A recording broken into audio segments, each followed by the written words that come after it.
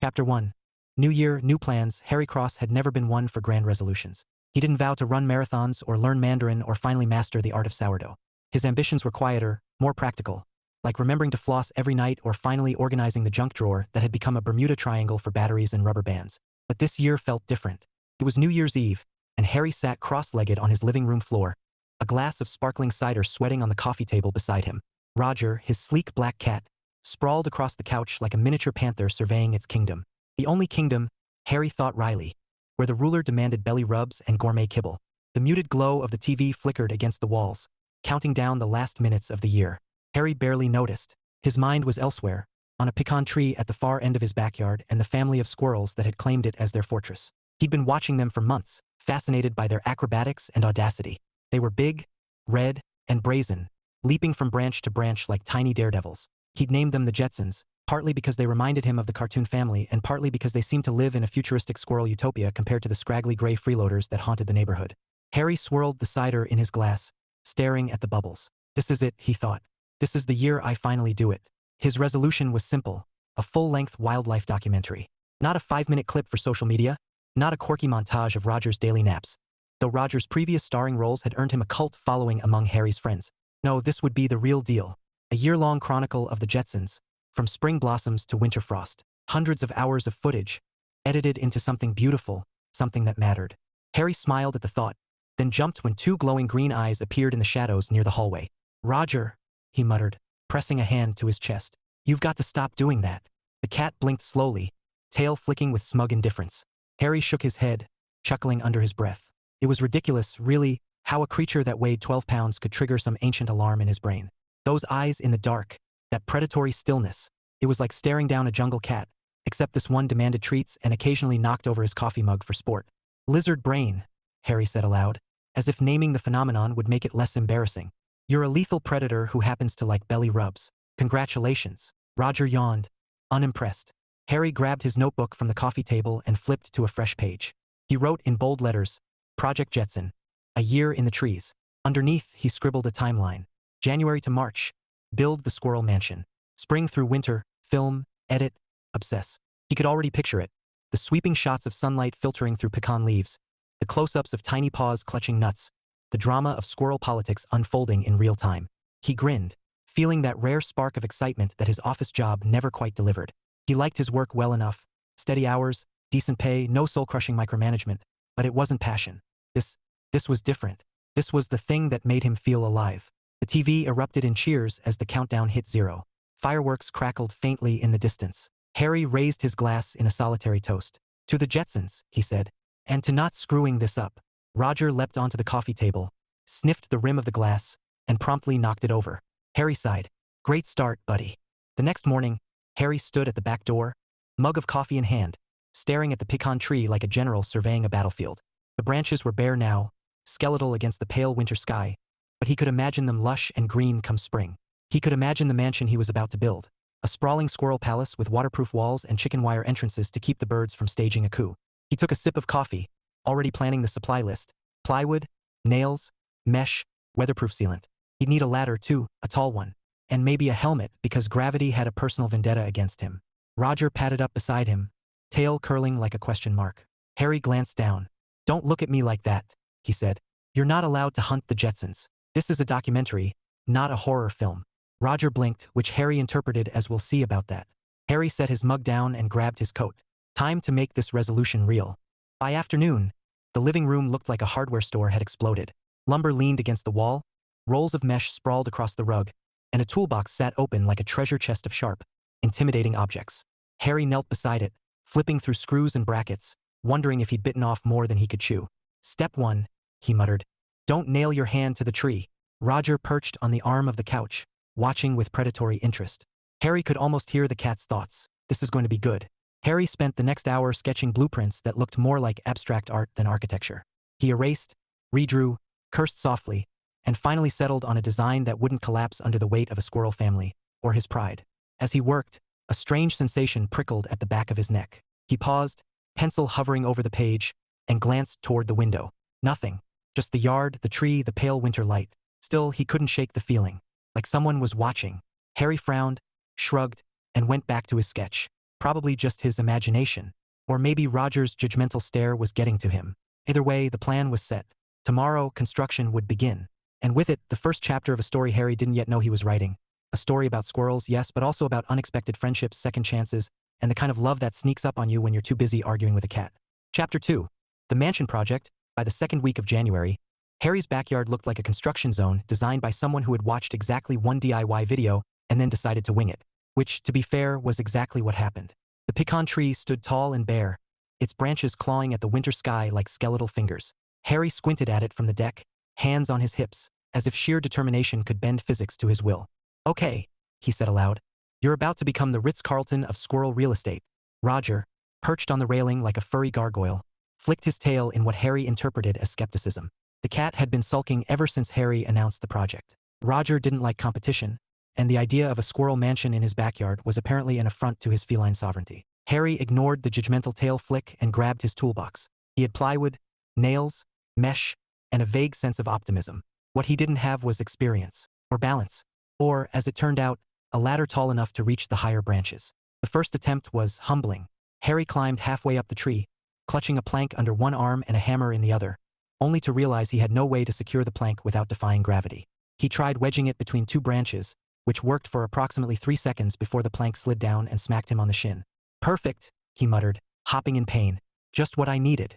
A bruise to commemorate my genius. Roger watched from the deck, eyes gleaming with what Harry swore was amusement. The cats could laugh, Roger was rolling on the floor. By late afternoon, Harry had managed to attach one wall panel to the tree. It was crooked, slightly wobbly, and looked less like a mansion and more like a squirrel-sized outhouse. But it was progress. He stepped back, wiping sweat from his forehead despite the chill in the air.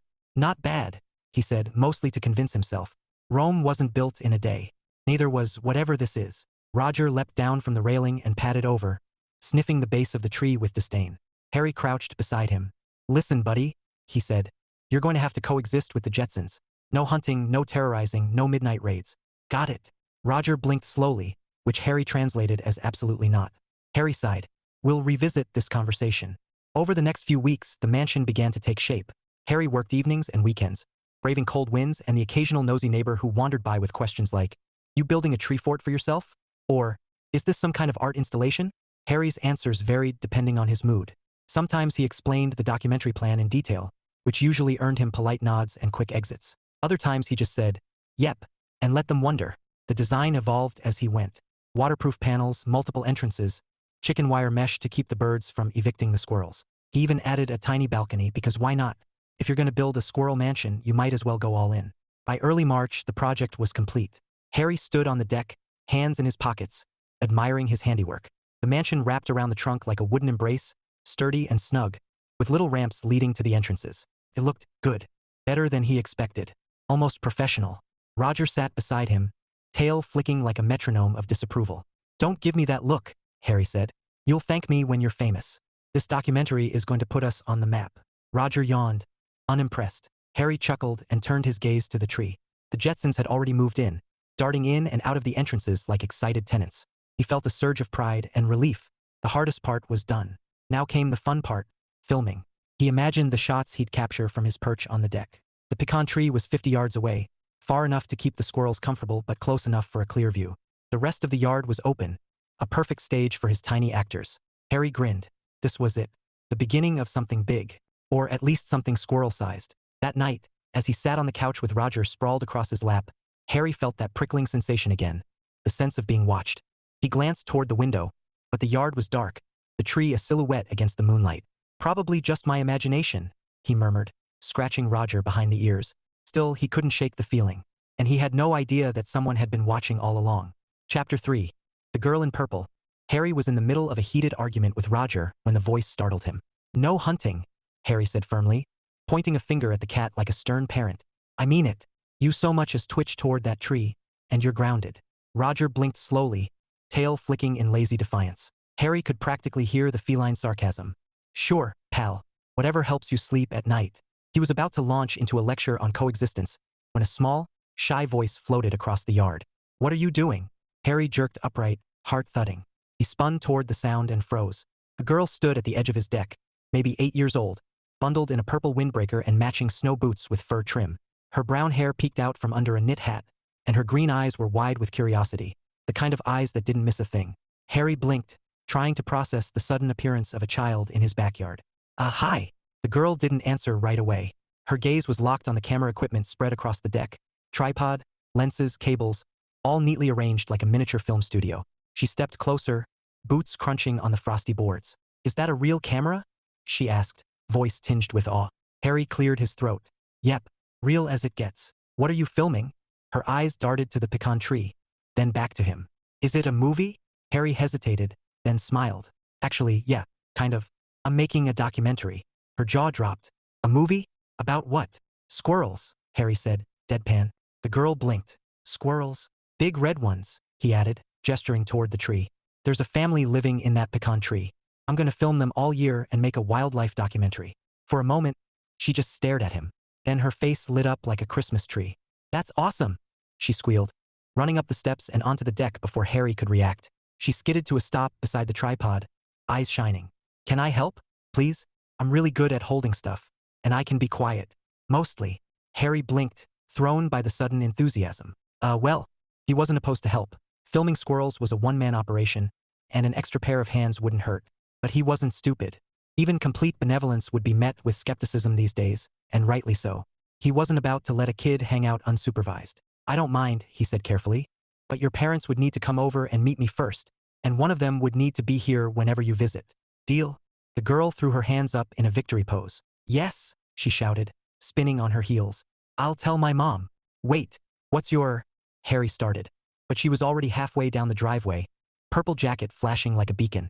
He watched her disappear around the corner, then shook his head, chuckling. Well, that happened. Roger leapt onto the railing, tail flicking like a metronome of judgment. Don't look at me like that, Harry said. I didn't invite her. She just appeared. Roger blinked, unimpressed. Harry sighed and turned back to his camera, but his mind was elsewhere. Who was this kid? And what kind of parent was about to show up at his door? He had a feeling his quiet little documentary project had just gotten a lot more complicated. Chapter 4. Enter Evie Summers. Evie Summers didn't trust people easily. Life had taught her that optimism was just a polite word for denial, and she had no intention of being anyone's cautionary tale. So when Stacy burst through the front door that afternoon, cheeks flushed and eyes sparkling, shouting about the cat guy and a squirrel movie, Evie's first thought was, absolutely not. The what guy? Evie asked, setting down her mug of tea. The cat guy. Stacy bounced on her toes, purple jacket still zipped, boots leaving little puddles on the tile. He has a camera and a tripod and everything. He's making a movie about squirrels, and he said I could help. Evie blinked. You what? I can help. Stacy repeated, grinning like she'd just been cast in a blockbuster. He said yes. Well, he said yes if you come meet him first, and you have to stay while I'm there. But that's okay, right? Please, Mom? Please. Evie stared at her daughter, torn between amusement and alarm. Stacy was many things. Bright, curious, fearless, but subtle was not one of them. And now she wanted to spend time with a stranger who lived 5 houses down and apparently filmed squirrels for fun. Evie's stomach tightened. She'd heard enough horror stories to know how these things could go. Single moms didn't get the luxury of blind trust. Slow down, Evie said, holding up a hand. Start from the beginning. Who is this man? Stacy shrugged. I don't know his name. He has a black cat and a big camera, and he's building a squirrel house in his yard. It's huge, like a mansion. He said he's making a documentary. Isn't that cool? Evie pinched the bridge of her nose. And you just walked into his backyard? I asked first, Stacy said quickly. Well, kind of. I said hi, and then I asked about the camera. He was nice, Mom. Really nice. Evie exhaled slowly. She could feel the familiar tug-of-war inside her. The part that wanted to protect Stacy from every possible danger, and the part that didn't want to crush her excitement. Stacy didn't get many chances to dive into something creative. And Evie didn't want her daughter growing up afraid of the world. Still, rules were rules. Okay, Evie said finally. Here's what's going to happen. I'm going to meet this cat guy, and if I don't like what I see, that's the end of it. Stacy's grin widened. You'll like him. He's funny, and his cat is awesome. Evie raised an eyebrow. Funny and owns a cat. That's your sales pitch. Cats are important, Stacy said solemnly. People who don't like cats are weird. Evie almost laughed at that. Kid's not wrong, she thought. Anyone who didn't like cats was a red flag in her book. Cats were honest, they didn't fake affection, didn't play games. They either liked you or they didn't. Simple. Fine, Evie said, grabbing her coat. Let's go meet the cat guy. Harry was adjusting his tripod when he heard footsteps crunching on the driveway. He looked up and froze. The girl in purple was back, practically vibrating with excitement. Beside her stood a woman, tall, slender, wrapped in a gray wool coat that looked far too elegant for his backyard.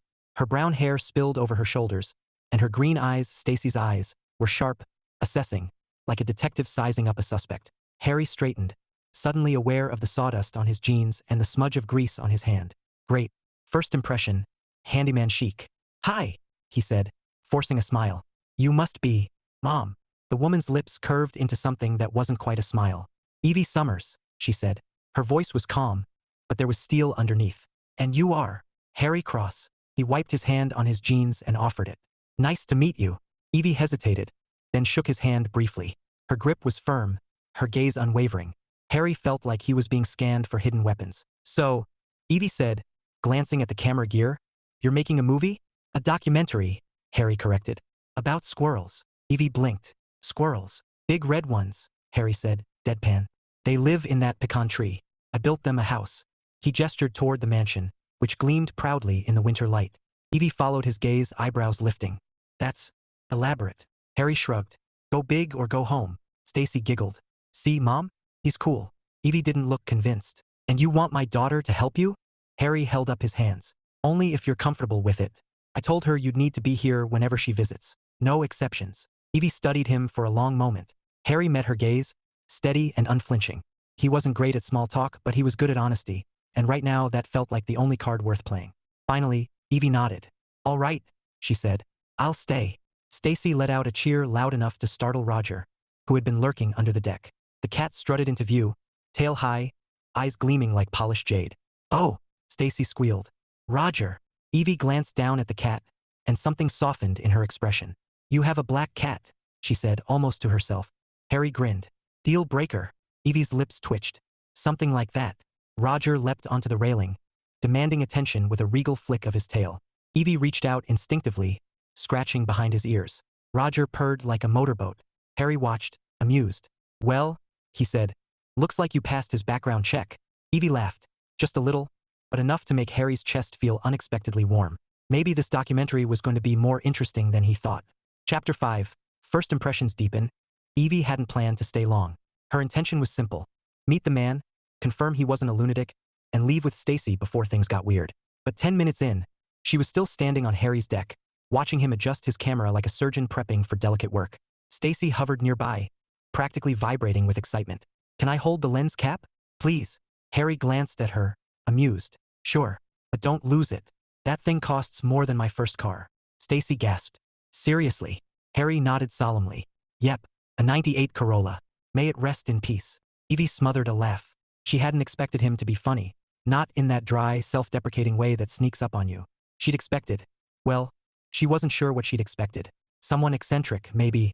Someone who wore cargo shorts in winter and talked about energy crystals. But Harry was normal, steady, a little scruffy, sure, but in a way that felt genuine. And then there was the cat. Roger had claimed the railing like a throne, tail curling lazily as Evie scratched behind his ears. His purr was loud enough to drown out the faint hum of the camera. Every so often, he'd glance at Harry as if to say, you may proceed, human. She's acceptable. Evie smiled down at him. He's beautiful. Harry looked up from the tripod, grinning. Don't tell him that. He already thinks he's a panther. Evie chuckled. He acts like one. Oh, he does more than act, Harry said. You should see him in the dark. Those eyes? I swear my lizard brain thinks I'm about to be eaten. Evie laughed, really laughed this time, and Harry felt something warm flicker in his chest. He wasn't sure what surprised him more, the sound of her laughter or how much he liked it. Stacy darted toward the edge of the deck, pointing at the pecan tree. Look, one of the squirrels. Harry swung the camera into position, peering through the lens. Sure enough, a flash of red fur zipped along a branch, tail flicking like a banner. He adjusted the focus, heart thudding with the familiar thrill of the shot. Gotcha, he murmured. Evie watched him work, noting the way his expression shifted, focused, intent, almost reverent. This wasn't just a hobby. It was something deeper, something that mattered to him. And for reasons she couldn't quite name, that impressed her. So, she said lightly, you do this often? Film wildlife. Harry kept his eye on the viewfinder. Whenever I can. Started with little clips when I was a kid. Graduated to mini documentaries. Roger's been my star for years. Evie smiled. Roger the Panther. Exactly. Harry glanced at her, grinning. But this is the big one. A full-length documentary. A whole year in the life of the Jetsons. Evie tilted her head. The Jetsons. The squirrels, Harry said, deadpan. Named them after the cartoon family. Figured it fit. Evie laughed again, shaking her head. You're something else. Harry shrugged. I get that a lot. For the next half hour, they lingered on the deck, Harry filming, Stacy chattering, Evie watching with cautious curiosity. The air was crisp, the sky pale blue, and for the first time in a long time, Evie felt relaxed. Not entirely. Her guard was still there, humming quietly, but enough to notice the way Harry's smile reached his eyes, or how he spoke to Stacy with easy patience, never condescending. When Roger leapt onto the tripod mid-shot, Harry didn't curse or shove him away. He just sighed, scooped the cat into his arms and said, "You're lucky you're cute." Evie laughed so hard she had to cover her mouth. And in that moment, something shifted, small, subtle, but undeniable. Harry wasn't just the cat guy anymore. He was interesting, warm, maybe even worth knowing. Evie pushed the thought aside as Stacy begged for just 5 more minutes. She wasn't here to make friends or anything else. She was here to keep her daughter safe. Still, as she watched Harry cradle Roger like a spoiled child, she couldn't help thinking, anyone who loves a cat that much can't be all bad. Chapter 6. Filming begins. By mid-March, the pecan tree was buzzing with life. The Jetsons had settled into their mansion like royalty, darting in and out of the entrances with the kind of confidence that comes from knowing you've scored prime real estate. Harry watched them from his perch on the deck, camera poised, heart thudding with anticipation. This was it, the start of the documentary. Okay, he murmured, adjusting the focus. Let's make some magic. Roger sprawled across the railing, tail flicking lazily, as if unimpressed by the cinematic history unfolding before him.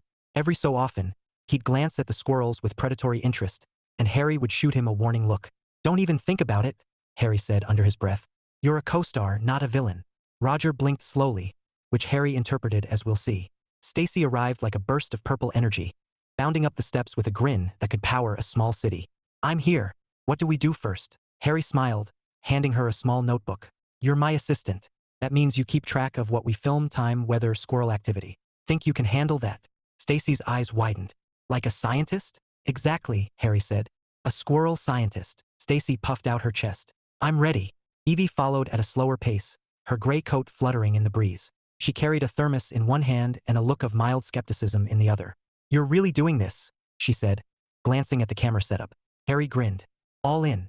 Evie shook her head, amused despite herself. You know most people spend their weekends binge-watching shows, right? Harry adjusted the tripod. Most people don't have squirrels with star potential. Evie laughed softly, and Harry felt that now familiar flicker in his chest. He wasn't sure what to do with it, so he focused on the lens. The first hour was chaos. Every time Harry lined up a perfect shot, Roger decided to photobomb, leaping onto the railing, swishing his tail across the frame, or simply sitting in front of the camera like a furry diva. Stacy found this hilarious. Harry, less so. Roger, Harry groaned, scooping the cat off the tripod for the 3rd time. You're not the subject. Roger yawned, utterly unrepentant. Evie chuckled from her spot near the railing. Maybe he's jealous. Harry shot her a look. He's always jealous. Of squirrels, Evie teased. Of anything that isn't him, Harry said. He's got a healthy ego. Roger flicked his tail as if to confirm this. Despite the interruptions, Harry managed to capture some decent footage.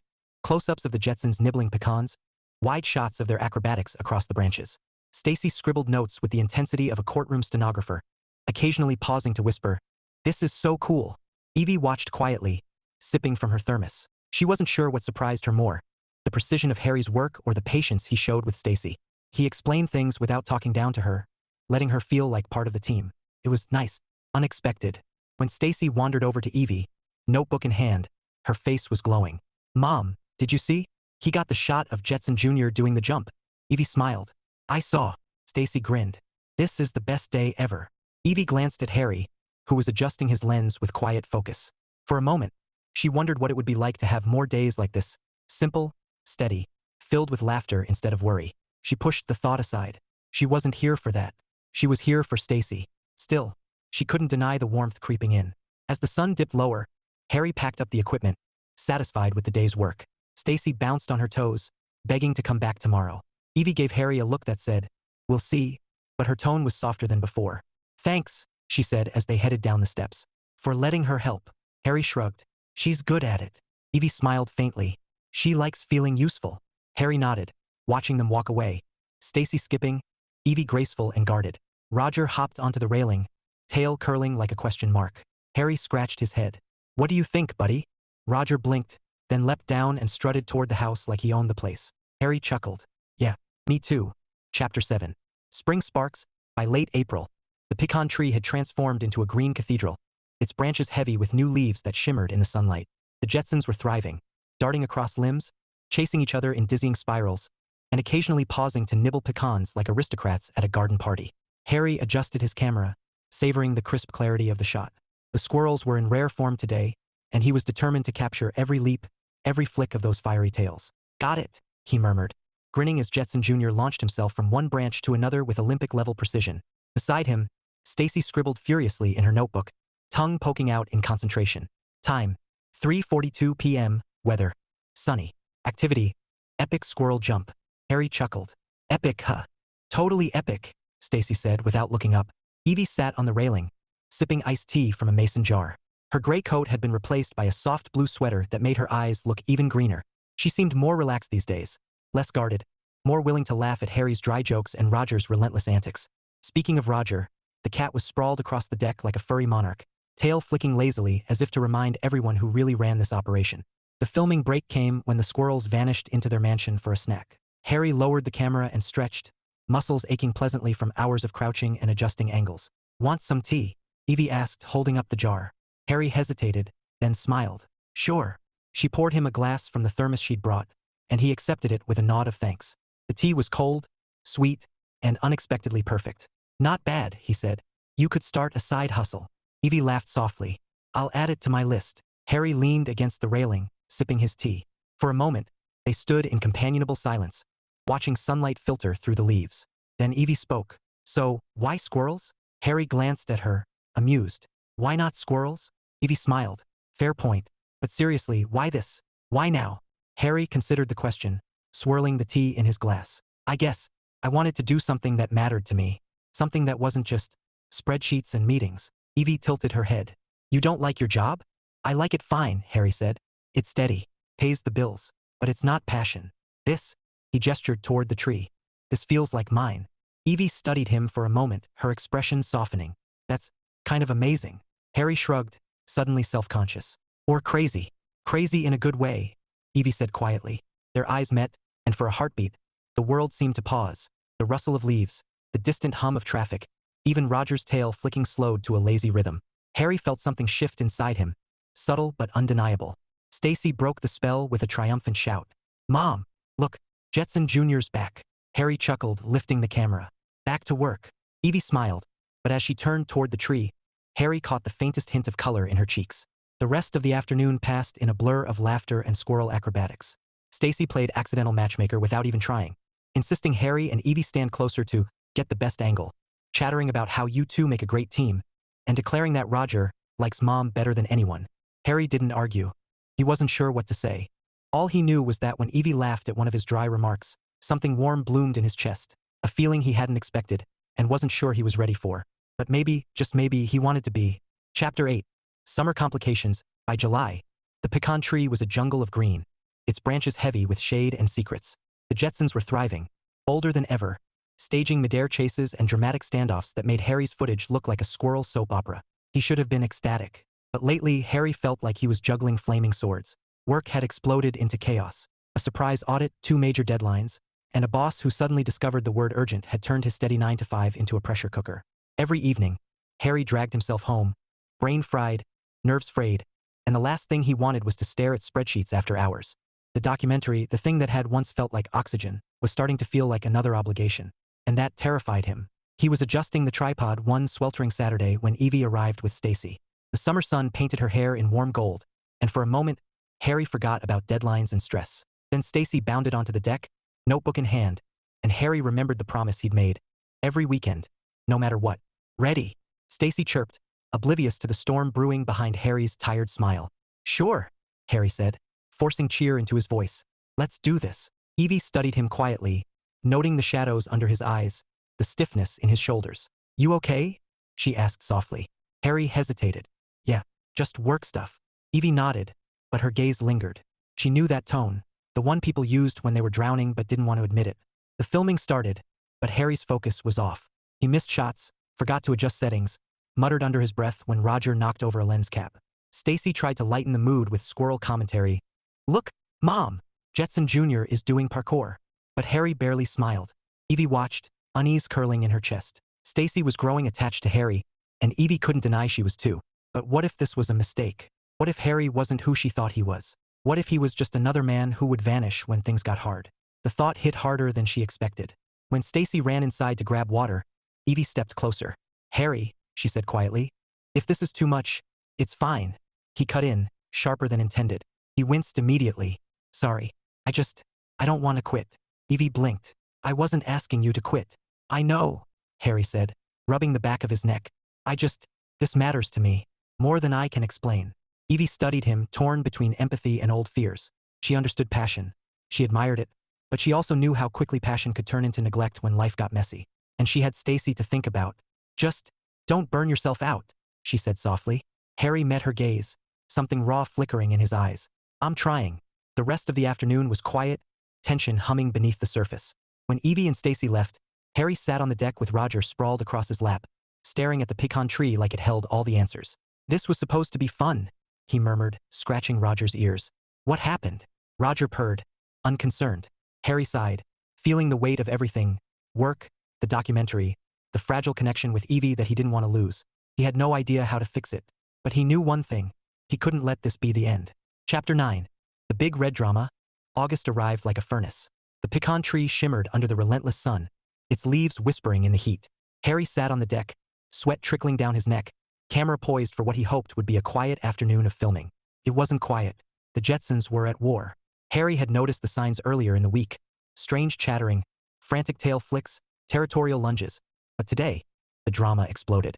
A rival clan of gray squirrels had invaded the yard, and the pecan tree had become a battleground. Harry zoomed in, heart pounding. Jetson Sr. launched himself at a gray intruder, teeth bared, claws flashing. Another Jetson darted along the branch like a furry missile, chasing two grays toward the trunk. Oh my God, Harry whispered. This is gold. He adjusted the focus, capturing every leap, every screech, every pecan theft. It was chaos, pure, unscripted, high-stakes squirrel politics. The kind of footage that could make his documentary unforgettable. And then the tripod wobbled. Harry cursed, tightening the clamp with sweaty fingers. The camera slipped, the angle skewed, and in his scramble to fix it, he knocked over a lens. It hit the deck with a sickening clack. No, no, no! Harry dropped to his knees, inspecting the glass. A crack spiderwebbed across the surface. His stomach plummeted. Evie arrived just in time to see Harry sitting on the deck, head in his hands, Roger perched beside him like a smug therapist. Harry? She said softly. He looked up, eyes wild. It's ruined. The lens. The shot. Everything. Evie crouched beside him, calm in the face of his storm. It's a lens, she said gently. Not the end of the world. Harry laughed bitterly. Feels like it. Evie studied him, her heart tugging. This wasn't just frustration, it was fear. Fear of failing at the one thing that mattered to him. Fear of proving himself right, that he wasn't cut out for more than spreadsheets and meetings. Hey, she said, touching his arm. You've got hours of footage. Amazing footage. One cracked lens doesn't erase that. Harry shook his head. You don't get it. This was supposed to be perfect. Evie's voice softened. Perfect doesn't exist. But real is better. Harry stared at her, breathing hard.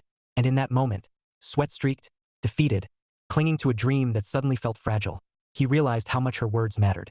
How much she mattered. Roger chose that moment to leap onto Harry's lap, purring like a motorboat. Evie laughed, the sound breaking through the tension like sunlight through clouds. Harry managed a shaky smile. Guess he agrees with you.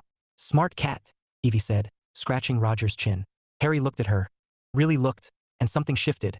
The chaos, the stress, the cracked lens, none of it mattered as much as the fact that she was here, steady and calm, when he needed someone most. For the first time, Harry wondered if this documentary wasn't the only story worth telling. Chapter 10. Autumn turns. By October, the pecan tree had traded its lush summer canopy for a crown of amber and gold. Leaves drifted lazily to the ground, carpeting Harry's backyard in a mosaic of autumn hues. The air was crisp, scented faintly with wood smoke and something sweet, pumpkin spice, courtesy of Evie's thermos. Harry adjusted his camera on the deck, breath puffing in the cool air. The Jetsons were still lively, darting among the thinning branches, stashing pecans like tiny hoarders preparing for winter. He zoomed in on Jetson Jr., who was attempting to wedge a pecan into a crevice that was clearly too small. Persistence, Harry murmured. Nature's motivational poster. Beside him, Stacy giggled, jotting notes in her squirrel log. Activity. Jetson Jr. being stubborn. Harry grinned. Accurate. Evie sat on the railing, sweater sleeves pulled over her hands, sipping from her thermos.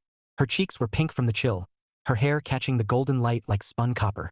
Harry tried not to stare and failed spectacularly. The filming break came when the squirrels vanished into their mansion for a mid-afternoon nap. Harry lowered the camera and stretched, muscles aching pleasantly. Evie handed him the thermos without a word. He took a sip and nearly groaned. "This is incredible. Pumpkin spice," Evie said, smiling. "Seasonal requirement." Harry chuckled. "You're spoiling me." "Don't get used to it," she teased. But her eyes were warm. They stood in silence for a moment, watching leaves tumble from the tree. The world felt softer somehow. Muted colors, gentle breezes, the kind of quiet that makes you want to linger. Harry cleared his throat. "You know, I couldn't have done this without you." Evie tilted her head. "Without me? I've barely done anything." "You showed up," Harry said simply. "That's not nothing." Evie looked at him, and something flickered in her expression. Surprise, maybe, or something deeper. Harry felt his pulse quicken. Stacy had wandered inside to grab her sketchbook, leaving them alone on the deck. The silence stretched, charged now, humming like a live wire. Harry took a step closer, heart thudding. Evie didn't move away. Her eyes met his, green and steady, and for a breathless moment, the world narrowed to just this. The crisp air, the scent of pumpkin spice, the warmth of her gaze. Harry leaned in, slow, cautious, like approaching a wild creature he didn't want to startle. And then Roger leapt onto the railing with the grace of a ninja and the timing of a saboteur. Harry jerked back as the cat strutted between them, tail flicking like a smug punctuation mark. Evie laughed, a bright, startled sound that shattered the tension and sent Harry's heart tumbling. "Roger," Harry groaned. "Seriously." Roger blinked, utterly unrepentant. Evie was still laughing, cheeks flushed, eyes sparkling. "Guess he's not ready to share you." Harry managed a sheepish grin. "Story of my life." When Stacy returned, the moment was gone, but not forgotten. Harry felt it lingering like the warmth of Evie's smile, tucked away in the quiet corners of his mind. And for the first time, he wondered if autumn wasn't just about endings. Maybe it was about beginnings, too. Chapter 11. Winter and What Matters. December draped the neighborhood in quiet white. Frost clung to the edges of Harry's deck, and the pecan tree stood bare against a pale sky, its branches etched like ink strokes on winter's canvas. The Jetsons were still there, less visible now, tucked into their mansion, riding out the cold with their stash of pecans. Harry had filmed their final forays into the snow, tiny paw prints marking the frozen ground like signatures on a year-long contract. The documentary was done. Harry sat in his living room, laptop open. Roger curled beside him like a sleek shadow. Hours of footage had been distilled into 90 minutes of squirrel drama. Births, battles, triumphs, and quiet moments of survival. The Jetsons, a year in the trees. It wasn't perfect, but it was real. And for Harry, that mattered more than anything. He stared at the finished cut, heart thudding with a mix of pride and vulnerability. Tomorrow, he'd host a small neighborhood screening. Nothing fancy, just a projector in his backyard, some folding chairs, and a thermos of hot cocoa. Stacy had been buzzing about it for weeks. Evie had said she'd come. Harry wasn't sure what that meant anymore. The evening before the premiere, Evie showed up at his door. Harry blinked at her, startled. She stood framed by the glow of the porch light, bundled in a deep green coat, snowflakes clinging to her hair like tiny stars. In her hands, she held a tin of cookies. "Peace offering," she said with a wry smile. Harry grinned, stepping aside. "You didn't have to." "I wanted to," Evie said softly, brushing snow from her sleeves as she entered. Roger trotted over, tail high, as if greeting royalty. Evie bent to scratch his chin, and Harry felt something warm bloom in his chest. They settled on the couch, cookies between them, laptop glowing on the coffee table. Harry hesitated, then hit play. For the next 90 minutes, the room filled with squirrels, leaping, chattering, hoarding pecans like tiny tycoons. Stacy's giggles echoed faintly in Harry's memory, and he smiled at the thought. When the credits rolled, Evie was quiet for a long moment. Then she turned to him, eyes bright. "Harry," she said softly, "this is beautiful." Harry swallowed hard. "You really think so?" "I do," Evie said. "You didn't just film squirrels. You told a story. About persistence. About life." Harry stared at her, words tangled in his throat. He'd spent months chasing perfection, terrified of failing. And here she was, telling him it was enough. That he was enough. Something inside him broke open. "Evie," he said, voice low. She looked at him, green eyes steady, and the world seemed to narrow to just this moment. The hum of the laptop, the scent of cocoa and cinnamon, Roger purring like a distant drumbeat. Harry leaned in, slow, cautious, heart pounding like a runaway train. Evie didn't move away. Their lips met, soft, tentative, then surer as the warmth between them deepened. It wasn't fireworks. It wasn't cinematic. It was better. It was real. Roger leapt onto the armrest with impeccable timing, tail flicking like a smug exclamation point. Harry broke the kiss, laughing against Evie's lips. Of course, he murmured. He approves. Evie laughed too, cheeks flushed, eyes shining. Guess that's all that matters. Harry smiled, brushing a snowflake from her hair. Not all, he said quietly. But it's a start. Outside, snow fell in slow, silent spirals, blanketing the world in white. Inside, warmth bloomed, soft, steady, and full of promise. For Harry, the documentary had been about squirrels. But the real story, the one he hadn't planned, hadn't scripted, that was happening now. Chapter 12. The premiere. The night of the screening arrived crisp and clear, the kind of winter evening that made breath puff like smoke and stars glitter like diamonds. Harry's backyard had been transformed into a makeshift theater. Folding chairs lined up in neat rows, a white sheet stretched across the deck railing as a screen, and a borrowed projector humming softly in the cold. Strings of fairy lights twinkled overhead, casting a warm glow over the snow-dusted yard. A table near the back groaned under the weight of snacks. Bowls of popcorn, plates of cookies, and a thermos of hot cocoa that smelled like heaven. Stacy had insisted on handwritten signs. Welcome to the premiere of the Jetsons. A year in the trees, complete with squirrel doodles in the margins. Harry stood near the projector, adjusting the focus for the 10th time, nerves buzzing like live wires. He'd spent months on this documentary, poured himself into every frame, and now, people were about to see it. Not critics, not strangers, neighbors, friends. Evie. His stomach flipped. The first guests trickled in, curious neighbors bundled in coats, stamping snow from their boots. They greeted Harry with smiles and mild confusion. Squirrels? Really? But Stacy handled the PR like a pro, chirping about the epic squirrel battles and the mansion Harry built. Harry pretended not to notice the slip, though it warmed him more than the cocoa ever could. Evie arrived just as the projector flickered to life. She wore a deep red scarf that made her eyes look impossibly green, and when she smiled at Harry, the world tilted just a little. Looks amazing, she said, glancing around at the lights, the chairs, the crowd. Harry grinned, trying to sound casual. Thanks. Fingers crossed they like it. They will, Evie said softly. I already do. Harry's pulse stumbled. He wanted to say something that mattered, but then Stacy bounded over, tugging Evie toward the front row with all the subtlety of a marching band. The lights dimmed. The opening shot filled the screen, sunlight filtering through pecan leaves, a squirrel poised like a tiny acrobat on a branch. Harry stood at the back, heart thudding as laughter rippled through the crowd at the Jetsons' antics. Pecan heists, Midair chases, dramatic standoffs with rival squirrels. The soundtrack swelled, and for 90 minutes, the backyard was a pocket of magic. When the credits rolled, applause broke out, warm, genuine, louder than Harry expected. Stacy hooped like she'd just won an Oscar. Evie turned in her seat, eyes shining, and mouthed, beautiful. Harry exhaled, tension melting like snow in sunlight. The after-party was a blur of cocoa refills and compliments. Neighbors clapped him on the back, Stacy handed out autographs on behalf of the Jetsons, and Roger, because of course, stole the spotlight by leaping onto the snack table and swiping a pawful of popcorn. Roger! Harry groaned, lunging to rescue the thermos before it toppled. Evie laughed, covering her mouth as the cat strutted away with his prize. He's incorrigible. He's a diva, Harry said, shaking his head. Thinks he's the star. Maybe he is, Evie teased, eyes dancing. Harry grinned, and then, before he could overthink it, he stepped closer. The fairy lights cast a soft halo around her, snowflakes catching in her hair like tiny sparks. She looked up, and the world narrowed to just this. The hum of voices fading, the warmth of her smile, the steady beat of his heart. Evie, he said quietly, thank you, for everything. Her breath hitched, visible in the cold. Harry, he kissed her, gentle at first, then deeper, as the laughter and chatter blurred into background music. When they broke apart, Evie's cheeks were flushed, her eyes bright, and Harry felt something settle inside him, solid and sure. Roger leapt onto the railing with impeccable timing, tail flicking like a smug punctuation mark. Harry laughed against Evie's lips. Guess he approves, Evie whispered. Harry smiled. Finally. Later, as the crowd drifted home and the lights dimmed, Harry stood on the deck with Evie at his side, Stacy curled up under a blanket, and Roger sprawled like a king. The pecan tree loomed in the distance, bare and quiet, its mansion silhouetted against the snow. The documentary was done. But the real story, the one Harry hadn't planned, hadn't scripted, was just beginning. Chapter 13. Epilogue. A new spring. Spring returned like a promise fulfilled. The pecan tree wore its fresh green crown again, sunlight dappling the grass in soft gold. Harry stood on the deck, camera in hand, but this time, he wasn't alone. Evie adjusted the tripod with practiced ease, her hair catching the breeze as she glanced over her shoulder. Level enough? Harry smiled. Perfect. You're a natural. She grinned. Don't sound so surprised. Stacy sat cross-legged on the steps, sketchbook open, doodling squirrels with superhero capes. Roger sprawled nearby like a furry emperor, tail flicking lazily as if supervising the entire operation. The Jetsons were back, darting through the branches with renewed vigor.